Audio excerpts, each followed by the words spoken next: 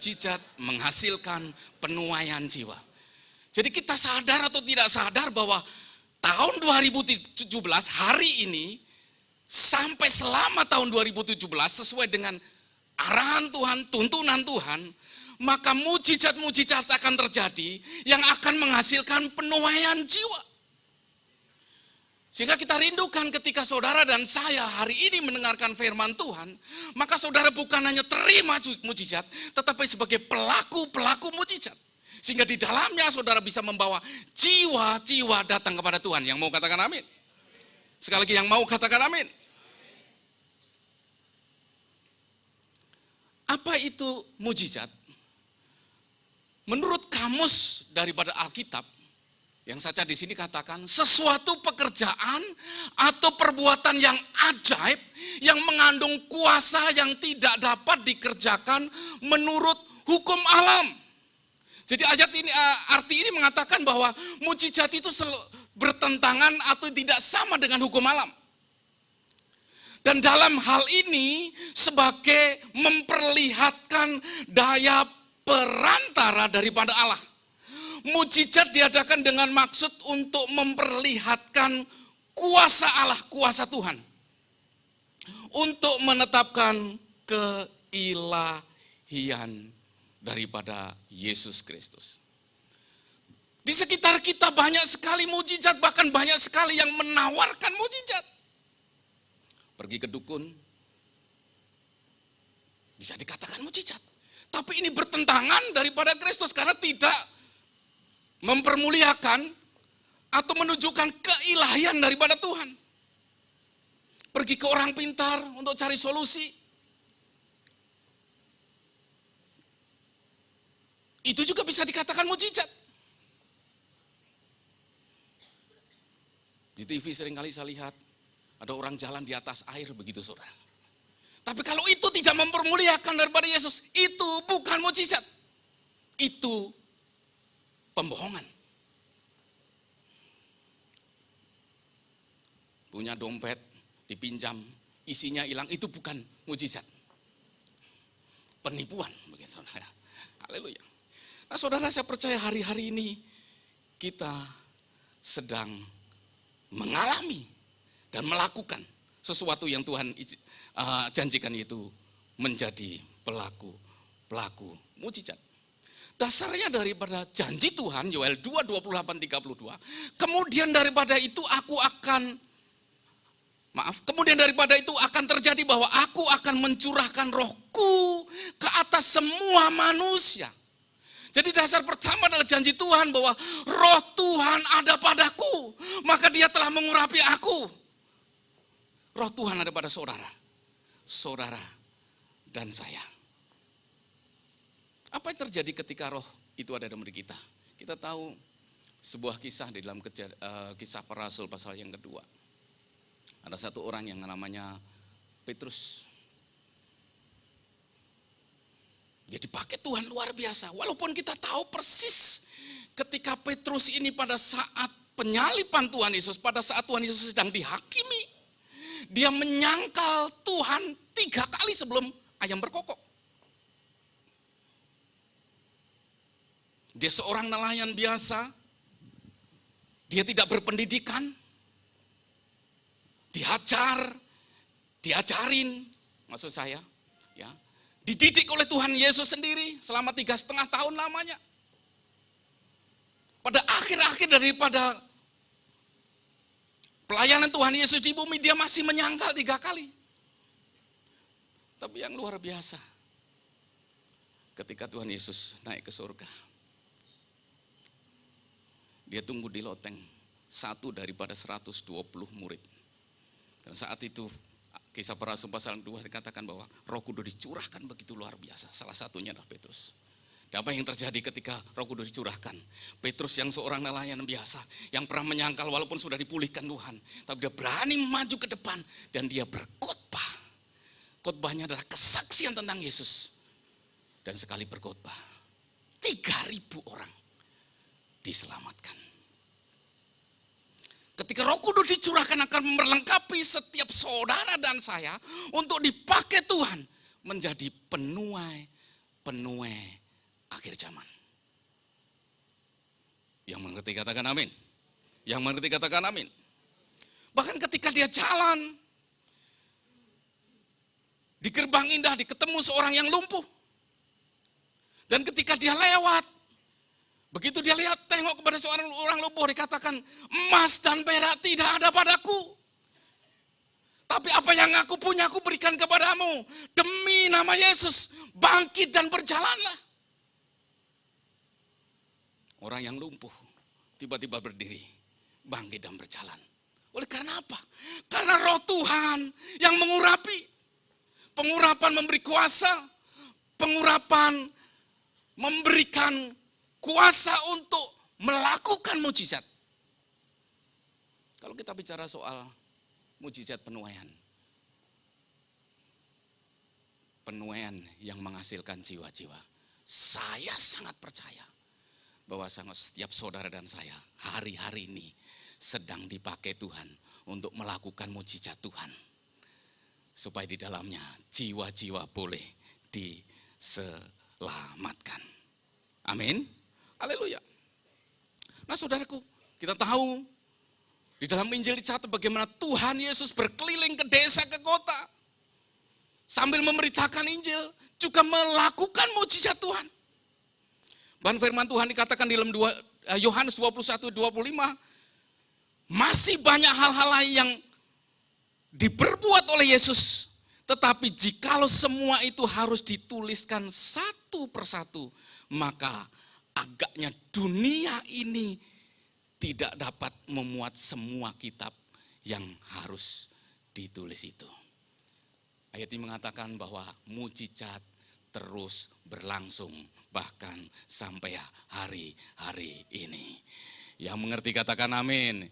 Yang mengerti kita beri kemuliaan untuk Tuhan kita. Haleluya. Yohanes 14 ayat 12 katakan, aku berkata kepadamu, sesungguhnya barang siapa percaya kepadaku, ia akan melakukan juga pekerjaan-pekerjaan yang aku lakukan, kata Tuhan Yesus.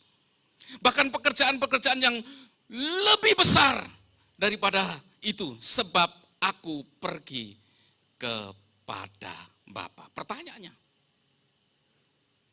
kapan mujizat itu terjadi?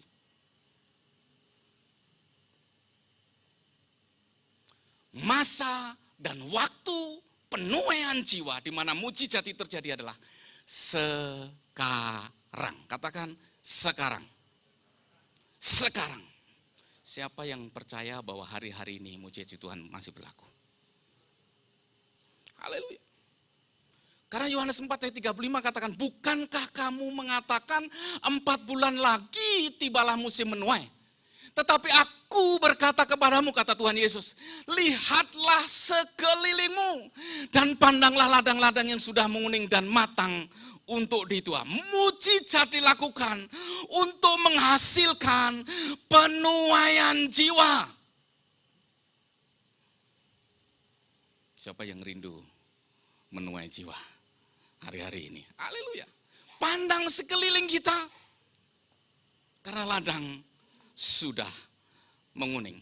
Nah saudaraku, ada sebuah kisah di dalam firman Tuhan yang saya ambil daripada Kisah Para Rasul pasal 8 ayat 58. Firman Tuhan mengatakan, dan Filipus pergi ke satu kota di Samaria dan memberitakan Mesias kepada orang-orang di situ. Ketika orang banyak itu mendengar pemberitaan Filipus dan melihat tanda-tanda yang diadakan, mereka semua dengan bulat hati menerima apa yang diberitakannya itu.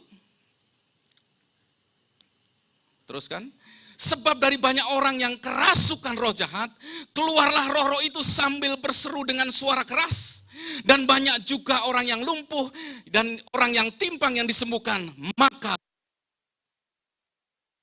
Maka sangat besar sukacita dalam kota itu. Ini menarik saudara. Ayat ini akan mengajar kepada kita bahwa ada satu orang yang namanya Filipus, dipakai Tuhan luar biasa untuk sebuah penuaian. Sekali lagi, ada satu orang yang namanya Filipus yang dipakai Tuhan luar biasa untuk sebuah penuaian. Di ayat yang ke-8 dikatakan, maka sangatlah besar sukacita dalam kota itu. Artinya bukan di dalam desa, bukan di dalam kampung, bukan di dalam gereja. Tapi satu kota, berarti jumlah orangnya banyak. Kenapa seperti itu? Firman Tuhan dikatakan, karena Filipus pergi ke suatu kota yang disebut Samaria. Dan memberitakan Mesias kepada orang-orang di situ. Hal yang pertama yang menarik saya yang akan kita pelajari pagi siang ini adalah pergi ke Samaria. Firman Tuhan tadi katakan, pandanglah sekelilingmu. Ya. Pandanglah sekelilingmu. Tuhan minta kita untuk melihat sekeliling kita. Ada apa di sekitar kita? Mereka adalah jiwa-jiwa yang siap dituai. Siapa mereka? Dalam ayat ini disebutkan Samaria. Kisah 1 ayat 8 dikatakan, kamu akan menerima kuasa jika Roh Kudus turun atas kamu. Dan engkau akan menjadi saksiku, kata firman Tuhan, pertama di Yerusalem. Yerusalem bicara soal keluarga. Kita rindukan bahwa seluruh keluarga kita diselamatkan Tuhan. Amin. Siapa di sini yang ada anggota keluarganya belum dalam Tuhan? Saya angkat tangan karena saya belum, saudara. Ada yang masih begitu. Tinggi-tinggi, saudara. Tinggi-tinggi. Haleluya. Ya, kita rindukan bahwa keselamatan itu tidak hanya kepada kita, tapi seluruh anggota kita. Tapi yang kedua adalah kepada Yudea. Di kota kita, di sekitar kita, di lingkungan kita, di sekeliling kita. Yang ketiga adalah Samaria. Nah, saudaraku, menarik bagi saya ketika saya mempelajari ini, jadi berkat bagi saya. Karena begitu luar biasanya Tuhan, sehingga pakai Filipus bisa mau pergi ke Samaria. Mari kita lihat Samaria ini di sekeliling kita. Mari bandingkan dengan apa yang di sekeliling kita yang ada di Jakarta. Terletak di 48 km utara Yerusalem, tidak jauh berarti. Tidak terlalu jauh. Jakarta saya nggak tahu square meternya ukurannya apakah 48 km persegi, saya pikir mungkin lebih luas daripada itu untuk Jakarta. Berarti kita masih ada di sekitar itu. Jadi Samaria dihuni oleh orang Samaria yang bukan Yahudi murni. Bukan Yahudi murni artinya begini, saudara. Bahwa Yahudi merasa bahwa dia adalah orang atau umat pilihan Allah, umat pilihan Tuhan. Jadi segala janji-janji Tuhan itu mereka percaya digenapi dalam kehidupan mereka karena mereka adalah umat pilihan Tuhan. Di luar daripada itu mereka tidak mau sebut sebagai bangsa Yahudi. Nah, Samaria itu di sekitarnya daripada Yahudi sendiri. Dia keturunan daripada campuran, jadi ketika tahun 722 setelah Masehi, ketika pendudukan daripada kerajaan Asyur, maka strategi mereka adalah orang Samaria sebagian dibawa, diambil untuk ditaruh di pembuangan, kemudian orang Asyur masuk di dalamnya sehingga terjadi perkawinan dengan orang Israel. Maka muncullah suku yang namanya Samaria, saudara. Dan Samaria ini tidak diakui. Maka dikatakan bahwa di dalam Yohanes 4 ayat 7 dan 9, ya bahwa Samaria tidak bergaul dengan orang Yahudi. Waktu itu Tuhan Yesus lagi di dalam pelayanan mampir ke kota yang namanya Sikar di Samaria. Kemudian dia duduk karena dia kelelahan di sebuah sumur. Kemudian datang seorang perempuan Samaria. Tuhan Yesus ngomong begini, berilah aku minum. Perempuan itu langsung ngomong, loh, Tuhan kan orang Yahudi. Bagaimana orang seperti Tuhan yang orang Yahudi meminta saya seorang Samaria untuk memberikan Tuhan itu minum? Karena memang Samaria dan Yahudi tidak bergaul. Mari kita lihat kehidupan kita. Secara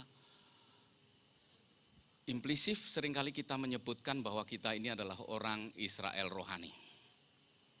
Yang mengerti katakan amin. Ya, seringkali Israel rohani begitu saudara. Nah, itu dalam kehidupan kita merasa bahwa seluruh janji Tuhan hanya terjadi dan digenapi di dalam kehidupan kita. Mau tidak mau seringkali kita memosisikan diri kita seperti orang-orang Yahudi pada saat itu. Tidak mau bergaul dengan orang Samaria. Kenapa? Karena mereka orang campuran. Mereka suku yang tidak bisa terima janji Tuhan. Apa akibatnya? Memisahkan diri. Bukan Samaria yang memisahkan diri, tapi Yahudi juga memisahkan diri. Bukan orang sekitar kita yang memisahkan diri. Seringkali kita memisahkan diri daripada sekeliling kita. Haleluya. Kita merasa kita ini diberkati, kita diurapi, kita dipulihkan, kita dipercaya sesuatu oleh Tuhan. Enggak perlu gaul dekat-dekat dengan orang yang Samaria, begitu saudara. Dan yang menarik ketika saya pelajari adalah bahwa Samaria ini punya agama sendiri saudara. Haleluya. Agamanya apa? Kitabnya Taurat Musa. Saya percaya saudara mengerti di sekitar kita ada yang punya kitab mirip dengan Samaria. Haleluya. Puji Tuhan. Disebut sebagai Taurat Samaria. Punya kiblat Samaria ini saudara. Jadi kalau sembahyang dia kiblatnya bukan ke Yerusalem, tapi ke Gunung Gerizim. Ada satu tempat di mana dia harus menghadap setiap kali sembahyang. Haleluya. Berapa banyak di sekitar kita yang mengerti banyak sekali Samaria? Boleh angkat tangan. Saya ulangi. Seberapa banyak dari saudara dan saya mengerti di sekitar kita ini banyak sekali Samaria. Belum mengerti, saya ulangi. Posisi saudara akan menentukan, pengertian saudara akan menentukan apa yang saudara akan lakukan di tahun mujizat penuaian. Mujizat yang akan menghasilkan penuaian jiwa. Saya ulangi.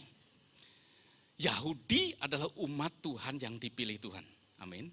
Di sekitarnya ada Samaria. Nah, Samaria ini tidak diakui menjadi bagian daripada orang Yahudi untuk boleh menerima janji. Nah, Yahudi ini berpikir bahwa dia sendirilah yang menerima janji, yang sudah diselamatkan, kemudian dipulihkan, ya, terima kuasa Roh Kudus, begitu saudara. Dan banyak hal janji-janji. Dan kebanyakan Yahudi ini tidak mau pergi ke Samaria karena ini bangsa sudah gado-gado, sudah bukan bangsa yang murni lagi. Kita sebagai orang Kristen, seringkali kita juga berpikir yang sama. Kita sudah dipulihkan, kita sudah diberkati, kita sudah diberi kuasa, sehingga kita tidak memperdulikan orang di sekitar kita. Yang penting saya sudah selamat, yang penting saya sudah terima janji, yang penting janji-janji Tuhan untuk kekekalan hanya kepada kita. Kita nggak mau gaul ke sana. Nah, Samaria yang disebut di dalam firman Tuhan ini mirip dengan Samaria yang di sekitar kita. Haleluya. Pertama, dikatakan ada agamanya. Ya kan? Bukan agama Yahudi, bukan Judaisme, ya, agama Samaria. Kitabnya kitab Musa. Zabur. Haleluya. Ya, kemudian kiblatnya ada di Gunung Gerizim. Sekarang saya tanya, yang saya maksud tahu Samaria sekitar kita? Yang tahu angkat tangan? Haleluya. Pergi ke Samaria. Nah saudara, siapa yang pergi ke Samaria? Seorang yang namanya Filipus. Firman Tuhan tadi katakan, pada hari-hari akhir aku akan mencurahkan rohku ke atas semua orang. Maka ada anak laki-laki, ada orang teruna-teruna, ada perempuan, wanita, pria, tua-tua akan dipakai Tuhan luar biasa. Artinya apa? Ketika Roh Kudus dicurahkan, maka dia akan menggerakkan setiap kita untuk melakukan janji Tuhan. Saya percaya yang ada di tempat ini Ini termasuk daripada golongan. Kalau dalam firman Tuhan atau janji Tuhan atau visi Tuhan diberikan bahwa 5 generasi akan dipakai Tuhan, begitu saudara. Generasi X, Y, Z, ya, baby boomer dan silence gitu. Akan dipakai Tuhan, tidak pandang usia. Seringkali kita ngomong begini, waduh Pak, saya kan enggak bisa, usiaku sudah sekian. Anak ini mah enggak bisa, dia masih kecil, begitu saudara. Atau dengan kata lain, saya ini disable dalam fisik. Sehingga mengatakan, saya tidak mungkin, saya tidak bisa, saya nggak mau. Mulutmu pancaran daripada imanmu. Membatasi kuasa Roh Kudus yang tidak terbatas itu. Yang ngerti katakan amin? Jadi setiap saudara dan saya hari-hari ini sedang dipakai Tuhan sangat-sangat luar biasa. Salah satunya adalah Filipus. Saudara, menarik bagi saya Filipus. Di dalam Kisah Rasul 6 ayat yang ketiga, Kisah Rasul 6 ayat yang ketiga, firman Tuhan mengatakan begini. Karena itu saudara-saudara, pilihlah 7 orang dari antaramu yang terkenal baik dan yang penuh roh dan hikmat. Supaya kami mengangkat mereka untuk tugas itu. Jadi pada hari itu, firman Tuhan di Kisah Rasul 6 ayat 1, bisa boleh ditampilkan. Pada masa itu ketika jumlah murid makin bertambah, timbullah sungut-sungut di antara orang-orang Yahudi yang berbahasa Yunani terhadap orang-orang Ibrani karena pembagian kepada janda-janda mereka diabaikan dalam pelayanan sehari-hari. Dengan kata lain, bahwa pada hari-hari itu jumlah murid bertambah, jumlah jemaat bertambah, sehingga diperlukan pelayan-pelayan Tuhan untuk melayani. Dan firman Tuhan dikatakan, oleh karena itu saudara, pilihlah 7 orang di antaramu. Cuma dipilih 7 orang saja yang terkenal baik. Orang Kristen dikenal sebagai orang yang baik. Katakan amin. Enak loh sama orang Kristen, orangnya baik-baik begitu. Haleluya. Yang baik kasih senyum.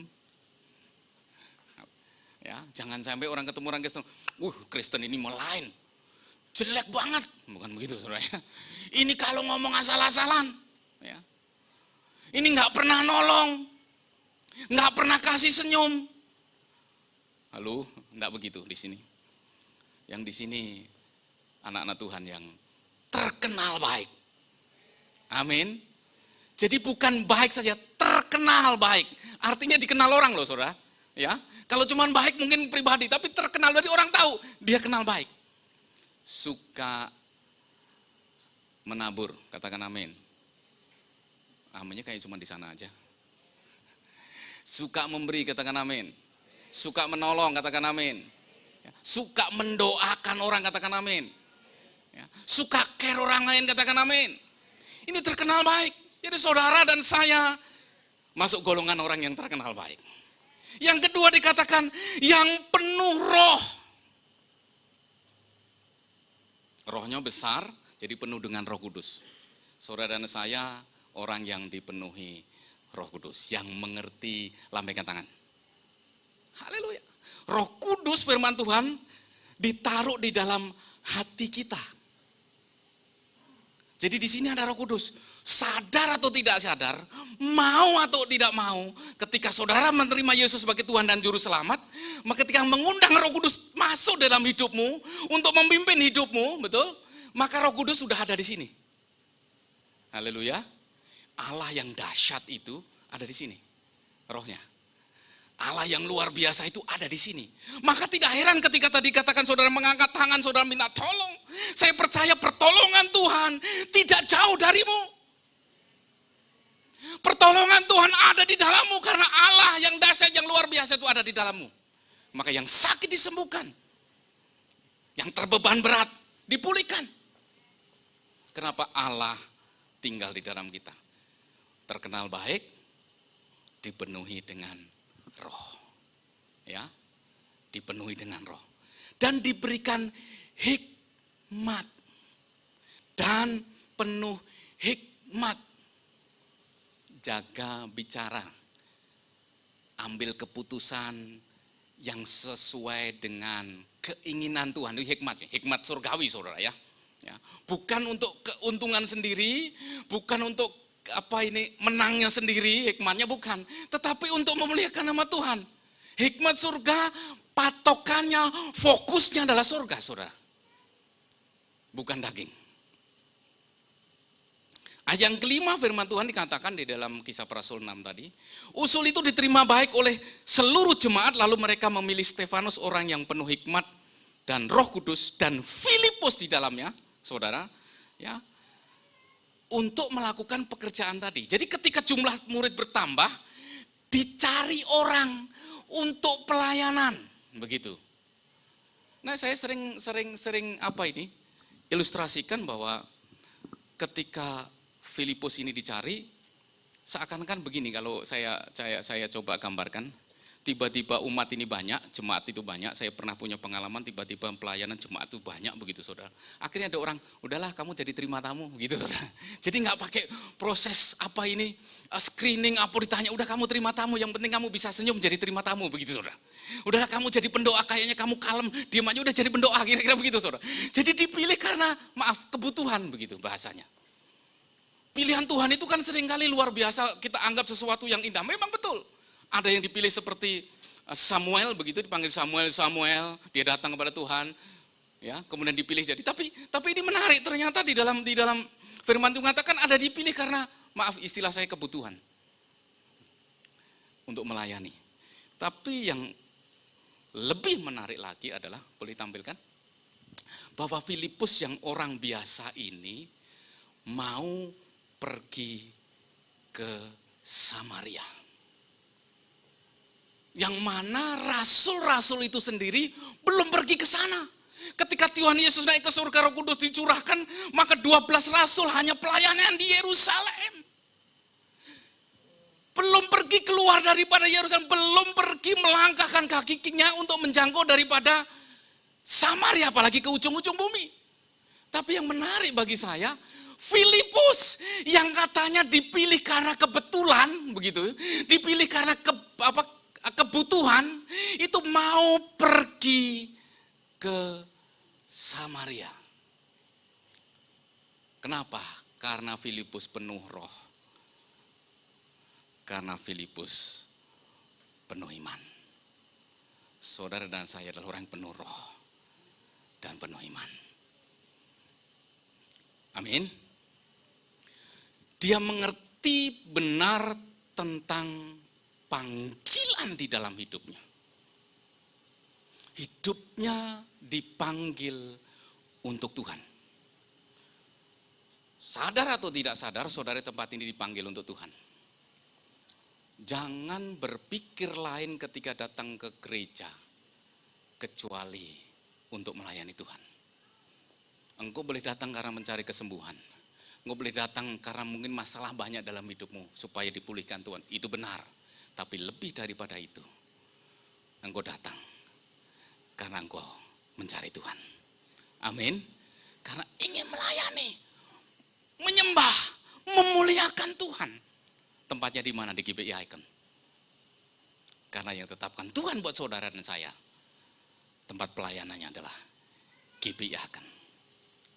Tidak peduli bentuk pelayanan apapun yang diberikan. Banyak orang begini, Pak, saya sudah nggak ada tempat lagi melayani di gereja itu, sudah penuh pelayanannya. Main musiknya banyak yang layani. Pendoa sudah ada, asar sudah ada, apalagi semua sudah ada. Saya melayani apa lagi dong? Halo? Filipus kalau kayak begini, dia nggak pergi ke Samaria, saudara.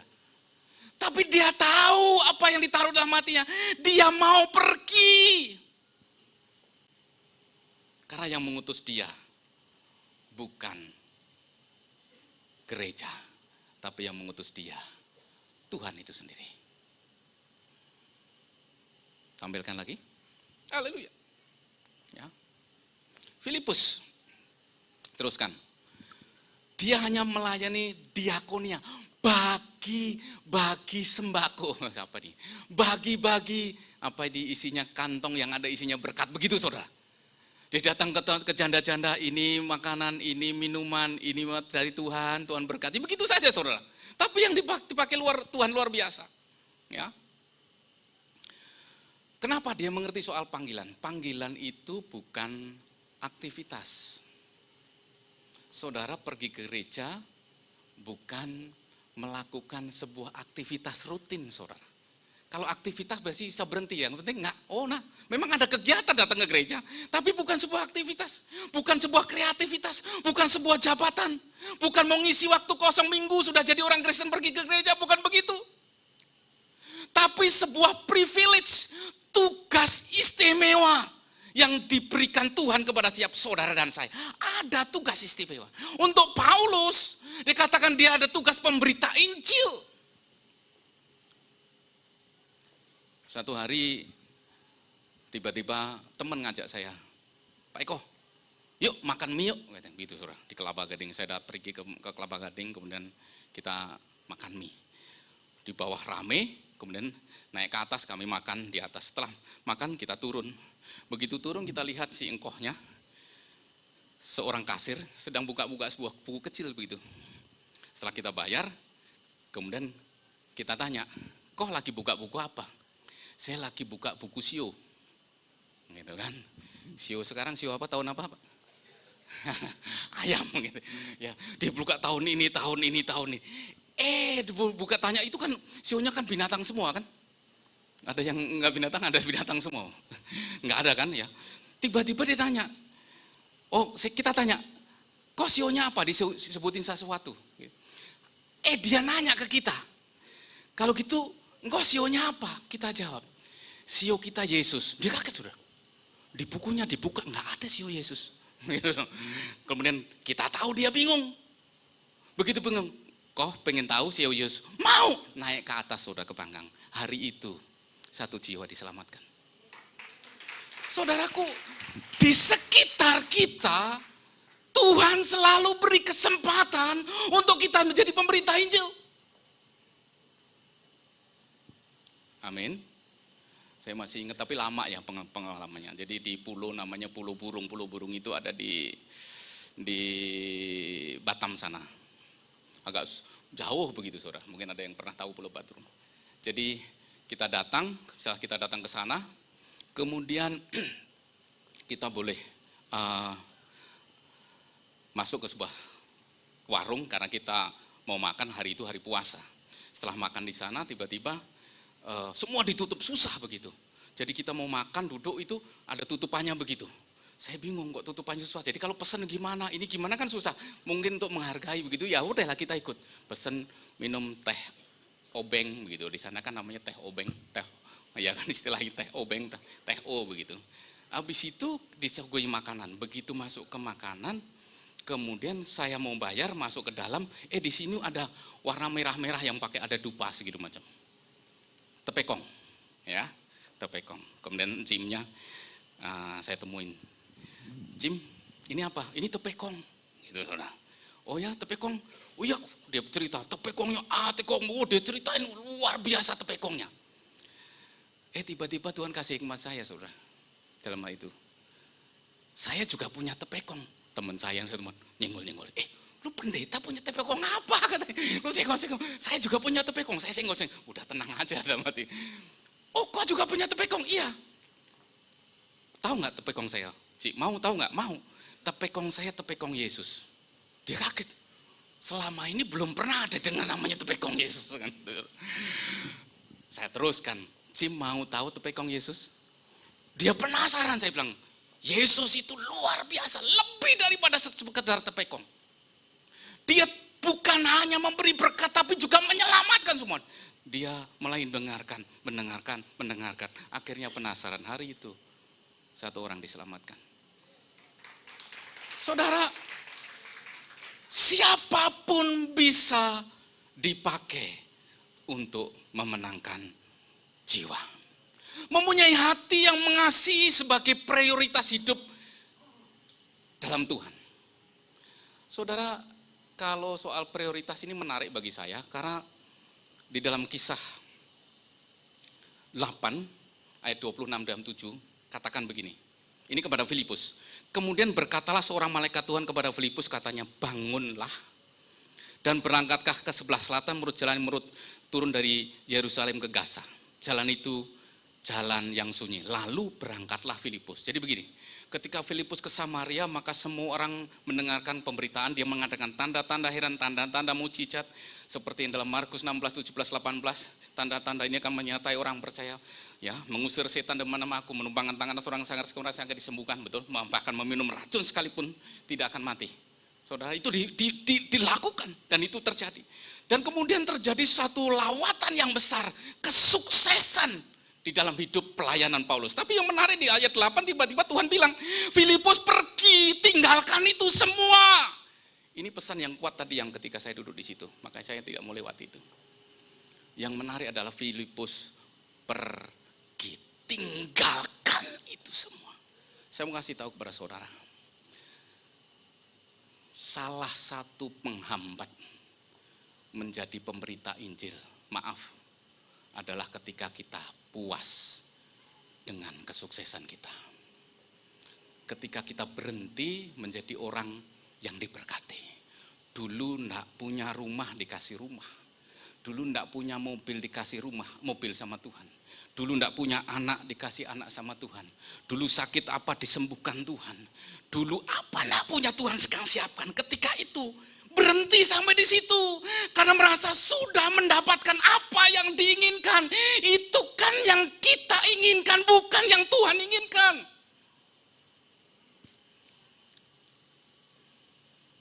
Kalau saudara lihat, yang dilayani Filipus di jalan menuju Gaza cuma satu orang, yang orang sida-sida, saudara.